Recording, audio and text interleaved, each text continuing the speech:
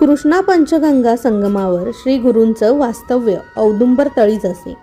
या वृक्षासमोर अमरेश्वराच्या जवळच कृष्णा नदीच्या जळात 64 योगिनी वास करून होत्या.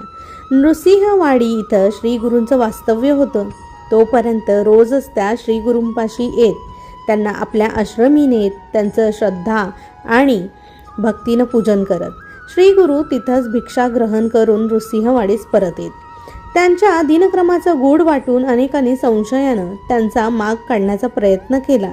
तेव्हा त्यांना अत्यंत भीतीदायक दृश्य दिसली.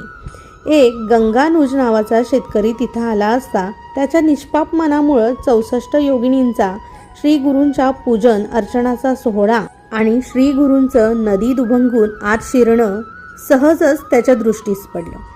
दुसऱ्या दिवशी पण हे दृश्य त्यानं पाहिलं आणि नकळत तो योगिनींच्या पाठोपाठ पाण्याखालील नगरीत गेला.